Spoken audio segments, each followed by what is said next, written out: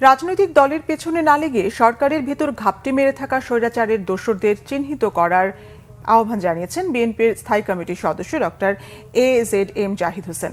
জাতির ঐক্য না ভাঙার জন্য বৈষম্য বিরোধী আন্দোলনের নেতাদের প্রতি আহ্বানও জানান তিনি। জাতীয় প্রেস ক্লাবে বিএনপি ঘোষিত রাষ্ট্র কাঠামো মেরামতের ৩১ দফা নিয়ে আয়োজিত আলোচনা সভায় এসব কথা বলেন এজেডএম জাহিদ হোসেন। তিনি বলেন, প্রশাসন ও অন্তর্বর্তী সরকারের ভেতর ঘাপটি মেরে আছে আওয়ামী দোসররা। তারা কলকাঠি নাড়ছে জাতীয় ঐক্যে ফাটল ধরানোর।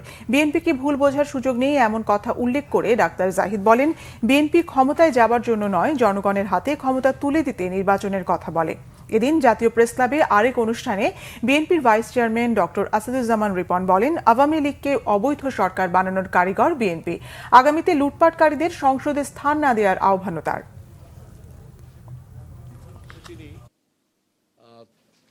করার জন্য কেন এত ব্যাকুল হলে? আমরা অন্তর্বর্তীকালীন সরকারকে বারবার বলতেছি যে আপনারা আপনাদের ভিতর, প্রশাসনের ভিতর ঘাপটি মেরে থাকা বিগত স্বৈরাচারের দোসরদেরকে যদি চিহ্নিত করে সরিয়ে দিতে না পারেন, তাহলে এরকম ঘটনা ঘটতেই থাকবে, আপনারা প্রতিরোধ করতে পারবেন না।